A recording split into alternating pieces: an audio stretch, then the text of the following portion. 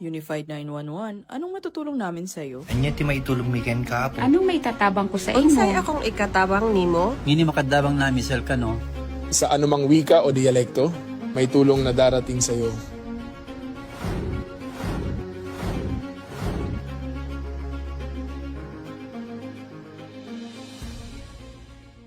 Lilingkod sa bawat Pilipino at magbibigay ng tamang impormasyon para sa tahimik at maayos na Pilipinas. Police News Network, alagad ng batas, tagapagtaguyod ng balitang pulis, sandigan ng mamamayan, patnubay ng katotohanan.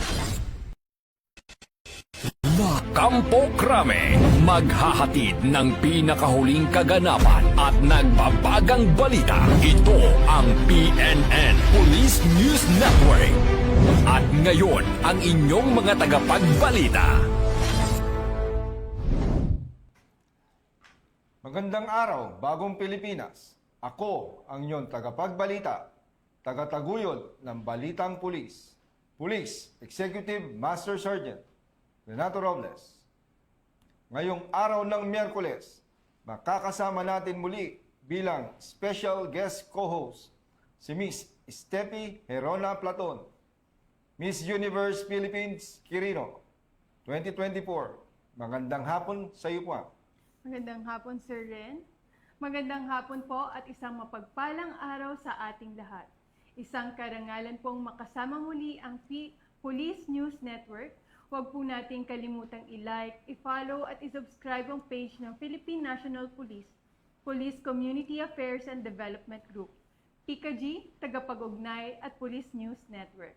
Kami po ay maghahatid sa inyo ng tamang balita, kwento ng pulis at serbisyo para sa mamamayan. At ito ang PNP News Online. Ang pangunahing balita ng Police News Network, alagad ng batas, tagataguyod ng Balitang Pulis.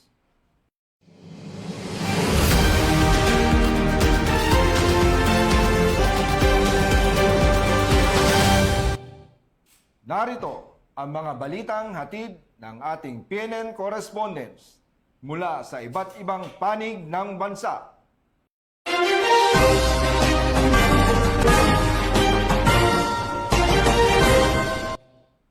Sa walang humpay na operasyon ng mga miyembro ng National Capital Region Police Office, NCRPO, kontra kriminalidad, pangunahing krimen sa Metro Manila bumaba ng 31%, bunga ng Enhanced Managing Police Operations. Patuloy naman na palalakasin ng NCRPO ang kanilang operasyon upang mapanatili ang seguridad, kaayusan sa Metro Manila at matiyak ang agarang pagtugon ng anumang uri ng krimen. Narito ang detalye ng report mula kay Patrolman Don Brosas. Bumaba ng 31% ang naitalang kaso ng mga pangunahing krimen sa Metro Manila mula ika-6 hanggang 12 ng Hulyo kumpara sa kaparehong panahon noong 2025.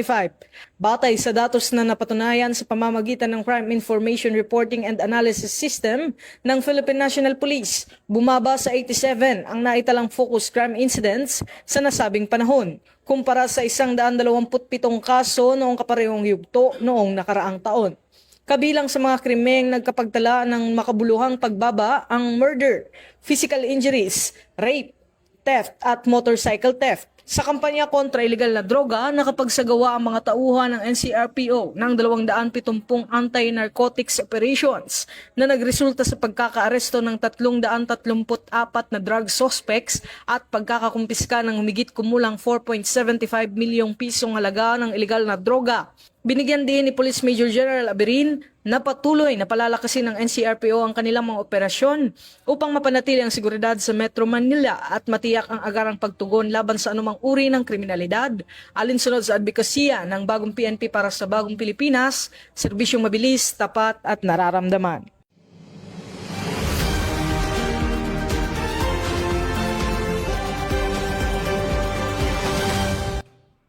Philippine National Police at GMA Kapuso Foundation nagkaisa para sa kapakanan at serbisyong bayan.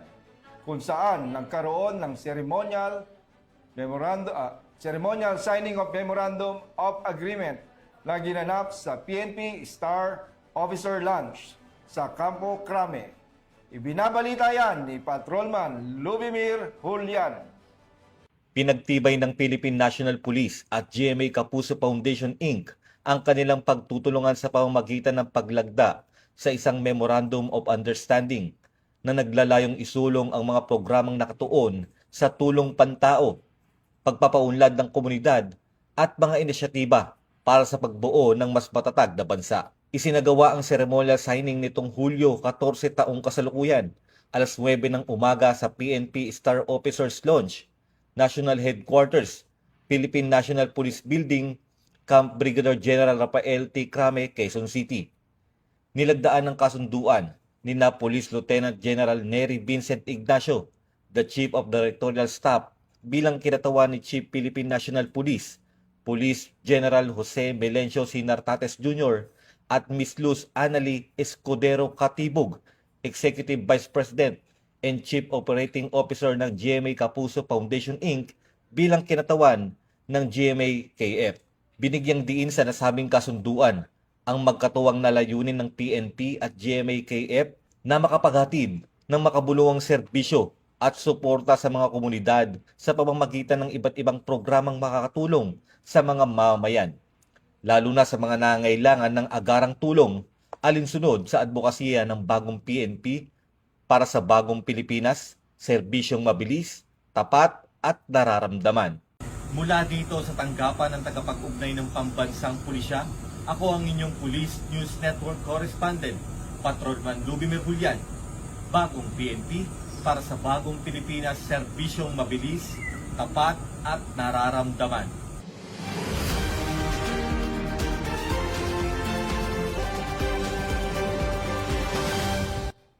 Aling pulis mula sa PNP Civil Security Group, itinalaga ang kinatawan ng Pilipinas sa Mrs. International Global 2026.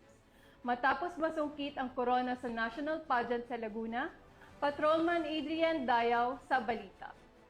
Kakatawan sa Pilipinas sa Mrs. International Global 2026 si Police Chief Master Sergeant Maria Sasha Bayo ng Civil Security Group ng Philippine National Police. Nakamit ni Police Chief Master Sergeant Bayo ang corona bilang Classic Mrs. Philippines International Global 2026 sa ginanap na national coronation noong Mayo 30 sa Laguna. Dahil dito, siya ang magiging kinatawan ng bansa sa World Finals na idadaos sa Kuala Lumpur, Malaysia sa Oktubre. Bukod sa pangunahing titulo, nakamit din niya ang mga espesyal na parangal na Top 3 Best Interview, Most Intellect at Mrs. Philippines Dignity. Isang chemical specialist at educator si Police Chief Master Sergeant Bayo na isinusulong ang karapatan ng kababaihan, chemical safety awareness, pangangalaga sa kalikasan at kalusugan ng pamilya. Pinuri naman ni PNP Chief Police General Jose Melencio Sinartates Jr. ang tagumpay ni Police Chief Master Sergeant Bayo at sinabing sumasalamin ito sa kakayahan, integridad at malasakit ng mga miyembro ng PNP. Aniya, ipinapakita ng kanyang tagumpay na ang isang pulis ay maaring maging huwaran hindi lamang sa serbisyo, kundi maging sa pagbibigay inspirasyon sa kapwa Pilipino. Mula po dito sa himpilan ng pambansang pulisya ng Pilipinas, ako po si Patrolman Adrian Dayaw, nagbabalita para sa Police News Express. Bagong PNP para sa bagong Pilipinas, serbisyong mabilis, tapat at nararamdaman.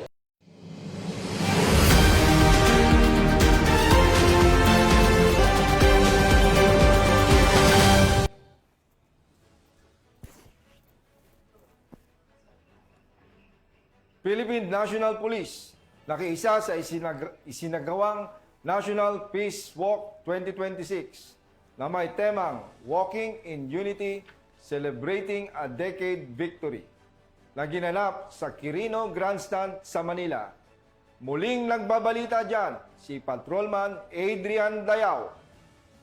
Nakiisa ang Philippine National Police sa isinagawang National Peace Walk 2026 na pinangunahan ng National Task Force for the West Philippine Sea sa Quirino Grandstand sa Maynila. Layunin ng aktibidad na pag-isahin ang mga Pilipino sa pagtatanggol sa karapatan ng soberanya at pambansang interes ng bansa sa West Philippine Sea.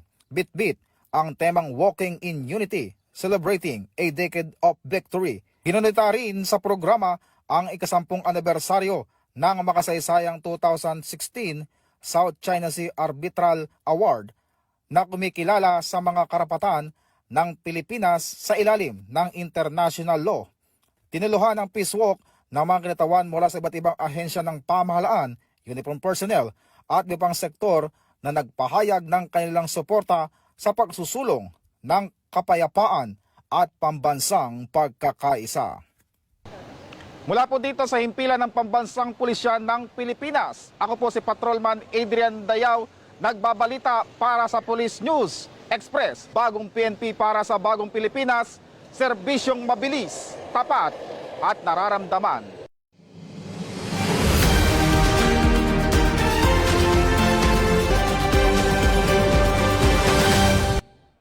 PNP Anti-Cybercrime Group nagbabala sa publiko habang pinaiigting ang kampanya laban sa pagpapalaganap ng bomb threat sa social media.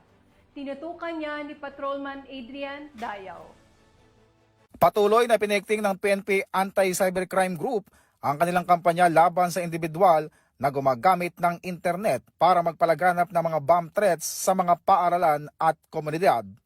Tiniyak ng PNP-ACG na ang mga nasa likod ng pananakot ay kanilang nakikilala at sasampahan na ng kaukulang kaso. Mula pa noong Enero ay mayroong 8 kaso na ng mga online bomb threat ang kanilang nasampahan ng kaso sa korte. Ang pinakahuling insidente ay noong Hulyo 8 kung saan magkasunod na bomb threat ang naitala sa mga paaralan sa Cavite. Muling ipinaalala ng PNP-ACG sa publiko na mayroong pananagutan sa batas ang pagbabanta ng bomb jokes o threat maging sa social media o alinmang uri ng messaging apps. Maaring makulong ang mga nasa likod ng bomb threat ng hanggang 5 taon at pagbumulta ng nasa 400,000 pesos.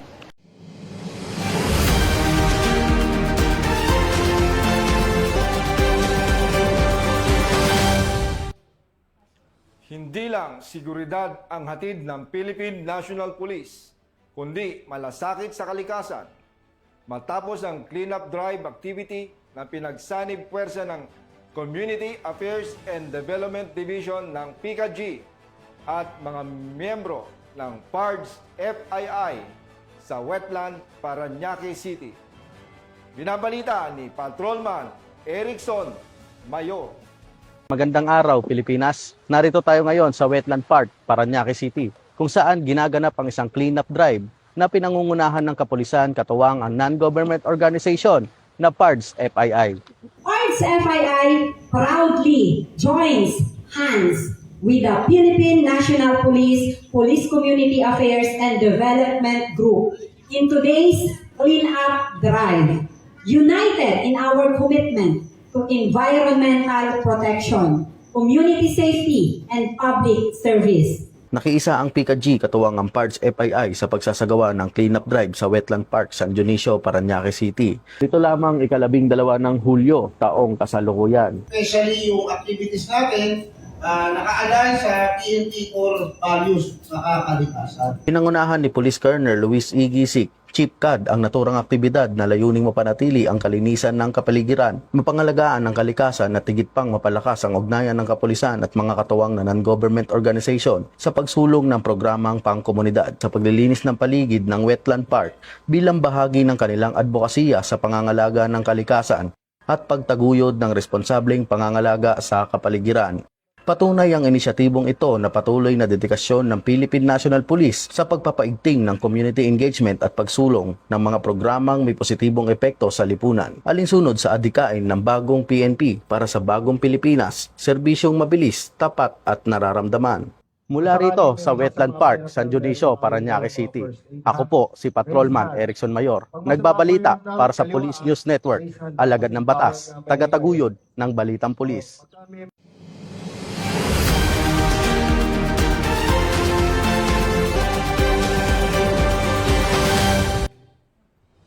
Arestado ang isang 34 anyos na individual matapos sumanoy magpanggap na empleyado ng pag-ibig agent at makapanloko na mahigit 1 milyong piso na housing scam sa Davao City. Nahuli sa akto ng Criminal and Investigation and Detection Group ang suspect na gumagamit ng peking dokumento at tumatanggap ng pera mula sa kanyang biktima. Nagpaalala naman ang otoridad sa publiko na tiyakin sa mga lehitimong tanggapan ng pamahalaan lamang makipagtransaksyon upang makaiwas sa scam. Tinutukan niya ni Patrolman Adrian Dayaw. Naaresto ng mga otoridad ang isang 34 anyos na babae matapos umanong magpanggap na empleyado ng Pag-ibig Fund at makapangloko ng mahigit 1 milyong piso mula sa isang house buyer sa Davao City. Kinilala ang suspect sa alias na Liza na inaresto sa loob mismo ng Pag-ibig Fund Office sa Davao City. Ayon sa Criminal Investigation and Detection Group, nahuli sa aktong tumatanggap ng pera at gumagamit ng mga peking dokumento ang suspect.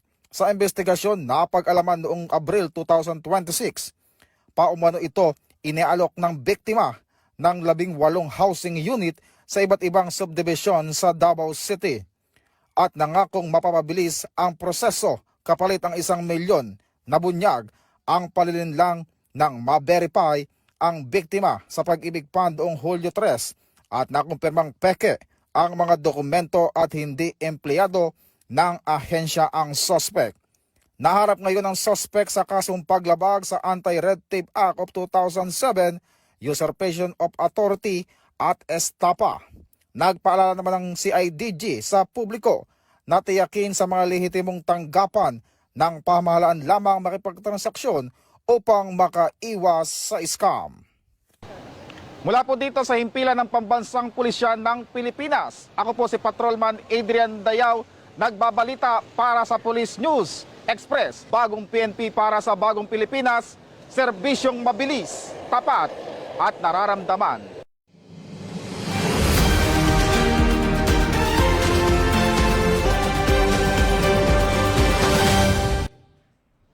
At yan ang mga balitang nakalap ng ating PNN correspondents mula Luzon, Visayas at Mindanao. At bago po tayo magtapos, gusto ko po magpasalamat sa masusugid na manonood ng Police News Network at syempre sa ating guest co-host ngayon na si Miss Steffi Herona Platon. Maraming salamat po sa pagpapaunlak ng aming imbistasyon na maging co-host sa programang ito. Baka may nais kayong sabihin, paalam sa ating mga manonood, ma'am, at mga upcoming events or advocacy niyo po.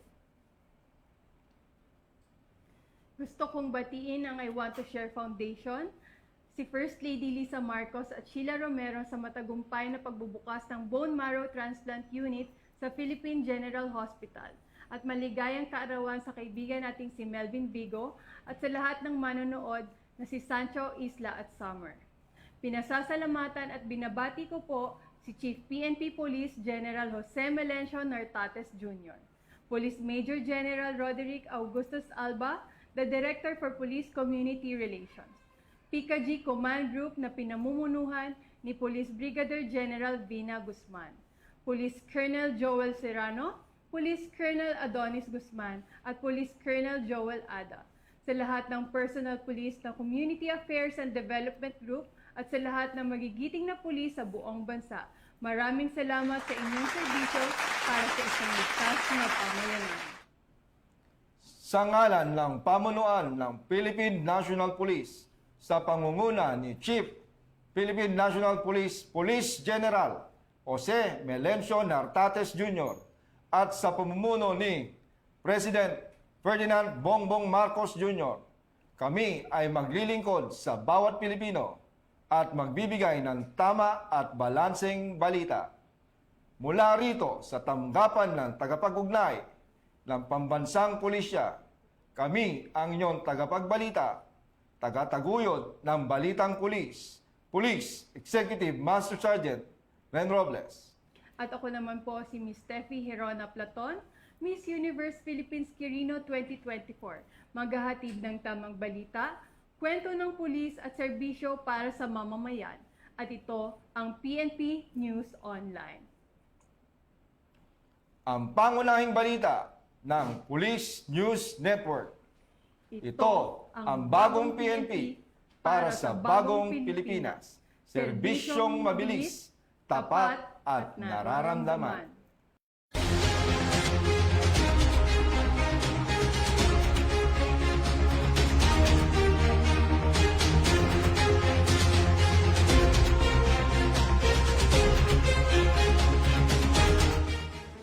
Police News Network, alagad ng batas, tagapagtaguyod ng balitang pulis.